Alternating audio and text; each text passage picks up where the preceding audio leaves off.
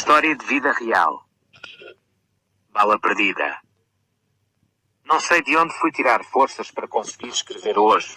Só sei que a vida fez questão de me tirar a felicidade antes de tê-la em minhas mãos. Conheci uma jovem no Casenga. Eu estava de passagem lá porque fui visitar um primo. Quando a vi pela primeira vez senti que ela era a tal. Aquela que eu procurei a vida inteira. Pedi-lhe que entrasse no meu carro para lhe dar boleia. Ela hesitou e ignorou-me sem olhar para mim. Quanto mais ela se afastava eu a seguia. Desci do carro então e lhe pedi que entrasse educadamente e quando olhou para mim eu senti uma faísca. Senti que aquele choque elétrico que os nossos corpos experimentaram era recíproco.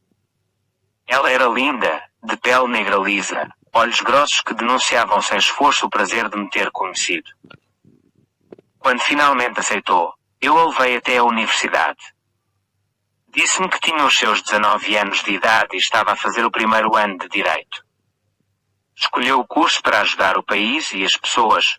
Fiquei ainda mais encantado pela maneira emocionante que falou. Passado alguns dias a convidei para sair comigo.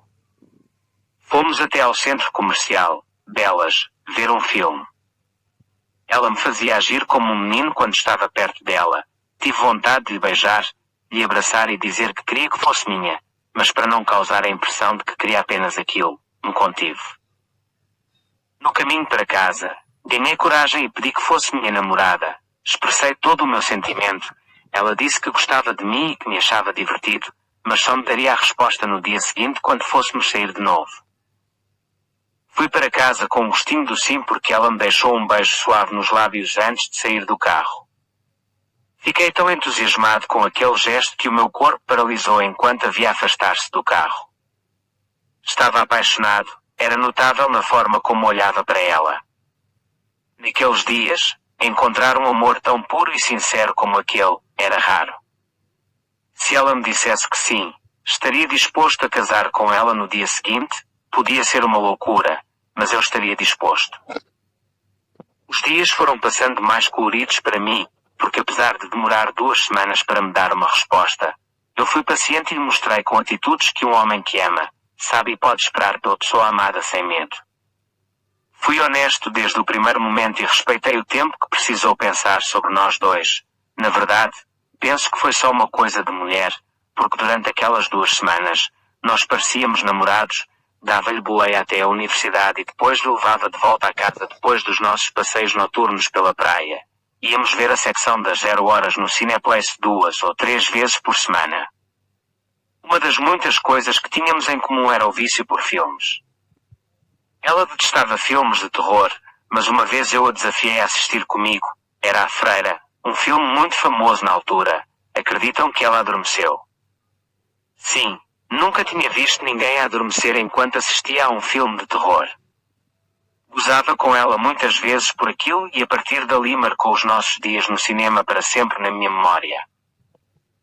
O tão esperado sim, surgiu quando eu menos esperava. Estávamos no carro, a comer o nosso gelado rabugento, a jogar conversa fora, quando ela, com o polegar direito limpou o canto direito entre os meus lábios, olhou para mim com avidez e disse-me: sim. Fiquei com o corpo mais quente instantaneamente, provocando em mim um desejo ardente, intenso e voraz. Sim. Sim, o quê? Perguntei já desconfiado da resposta. Eu, Feliciana Nuno da Silva, aceito namorar com o Domingos Sebastião. Porque eu não imagino o que seriam dos meus dias sem ti. Emocionei-me imediatamente e em seguida atirei o gelado pela janela e tomei os lábios dela com maior intensidade que a água que cai de uma cachoeira. A doçura que provei daqueles lábios, não podia ser somente do gelado que comemos, ela tinha os lábios mais macios e doces que alguma vez provei. O beijo tão esperado foi tão ardente e intenso que nos levou a experimentar a excitação de ambos os corpos. Todo o corpo dela enrijeceu e estremeceu com força com as minhas investidas no pescoço e apertos sobre os mamilos. Mesmo querendo fazer amor com ela naquele momento, eu tive que me controlar e lhe pedir que parasse de me tocar. Não sei que bicho lhe mordeu naquela noite, mas ela não quis parar. Era como se quisesse ver o que eu tinha debaixo da calça preta naquele momento. Apertava a minha zona volumosa e roçava em cima dele como um animal faminto. Eu era o adulto ali e por pouco a minha cabeça, onde tenho o cérebro, venceria aquele dueto entre o querer e a razão. A sorte foi que estávamos em uma rua isolada e escura do projeto Nova Vida. Ela conseguiu obter finalmente o material grosso que procurava e não sei onde ela aprendeu a fazer aquilo, só sei que eu me sentia mais chupado do que o gelado. Tive que tomar uma atitude e fazer o mesmo com ela, ensinar que a minha boca tinha outra utilidade e ali, a minha Flea não fez mais nada a não ser me arranhar as costas, a cabeça e gritar para eu não parar mais. Decidi que fôssemos para a parte de trás do carro para consumar o ato, para que eu provasse aquele doce de uma vez por todas quando por segundos ouvimos batidas no carro. Os vidros estavam completamente embalsamados, por isso não se via quem era. Vesti a cueca apressadamente e fui para a parte de frente. Quando baixei o vidro, era a polícia. Jovens. Vocês não sabem que é proibido fazer sexo no carro, ainda mais a essa hora. Me acompanhem na esquadra agora. Fiquei envergonhado, mas qual é o homem que nunca esteve em uma situação como aquela? Acabei de vestir fora do carro para falar com o policial. Ele estava armado em malandro e nos fez mesmo ir até a esquadra, quando o objetivo principal era apenas receber uma gasosa, dinheiro. Estava a pedir 20.000 kwanzas, mas falei bem com os camaradas e só lhes deixei 10 paus. Foi uma situação que marcou as nossas vidas, foi assustador e engraçado ao mesmo tempo. Os outros encontros foram programados em pensões, hotéis e em casa de amigos. O nosso romance estava tão bom que até causava inveja. Éramos inseparáveis, onde tinha Flea, tinha domingos e vice-versa. Meus amigos reclamavam porque eu não tinha mais tempo para eles, o que eles queriam. Eu tinha tudo ao lado da Feliciana, ela completava os meus dias, depois do trabalho explorado da fábrica, eu só pensava em estar com ela. Descansar no seu colo, ouvir sobre os casos que ela estudava e me perder nas curvas do seu corpo. Em tão pouco tempo, Feliciana se tornou num motivo pelo qual eu acordava todas as manhãs e suportava o calor infernal daquela fábrica gerida por indianos, trabalhávamos como escravos, não tínhamos equipamentos de proteção individual que suportasse aquela alta temperatura, era entrar cedo e sair tarde, quase todos os dias. Trabalhávamos com aço e nem por isso eles sentiam pena de nós, pagavam mal e o nosso governo nunca fazia nada. Se não fosse pela Flea, eu já teria deixado aquele trabalho e continuava com o meu plano de abrir mini-cinemas pelos bairros. Era um projeto que tive há muitos anos atrás. Quando contei sobre o projeto para ela, ela ficou tão entusiasmada que queria que eu pusesse em prática logo. Eu fiquei tão contente por saber que ela acreditava em mim e nos meus sonhos. Ela me mostrou que era uma menina mulher. Sabia aconselhar sobre as coisas, sabia ralhar quando fosse preciso e mostrar que era valente e verdadeira. Não encontrei na Flea apenas uma mulher, namorada ou amante. Encontrei uma companheira para toda a vida. Com o passar do tempo fomos nos convertendo em parceiros para o bem e para o mal. Ela estava comigo nos momentos de felicidade e também nos momentos em que perdi familiares próximos. Tanto que eu já queria conhecer os pais dela, mas ela dizia sempre para eu ter paciência porque ela só pensava em casar quando terminasse a faculdade. Era uma promessa que tinha feito para ela mesma e dizia com orgulho.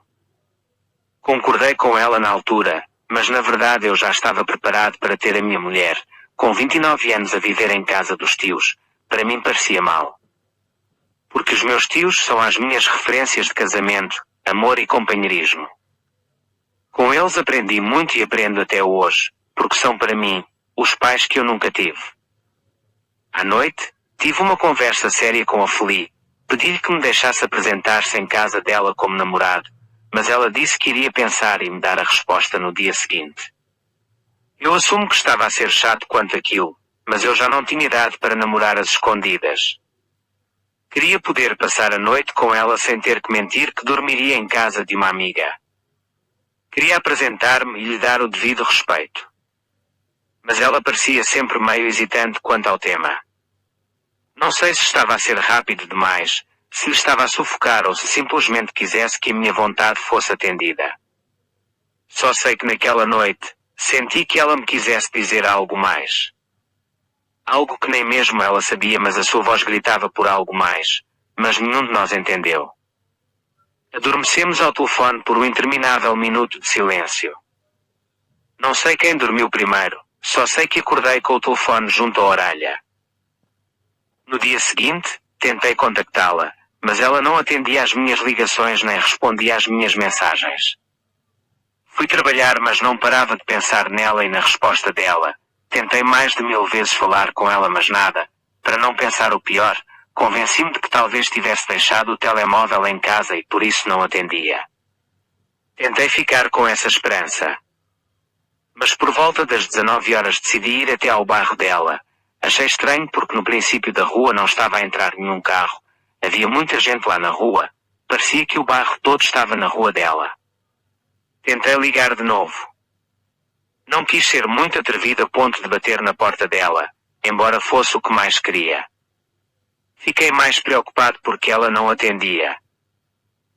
De repente um menino bateu no vidro do meu carro e disse-me: "Meu cota, tem que encostar o carro aí porque aqui não está a passar nenhum carro." Eu perguntei porquê. Ele respondeu-me: "Meu cota, esse país está mal. O que fizeram hoje de manhã não se faz já." "O que aconteceu então?"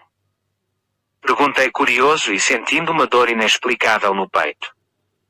Como se o coração fosse sair do peito. Hoje de manhã a polícia estava a perseguir um bandido a tiro.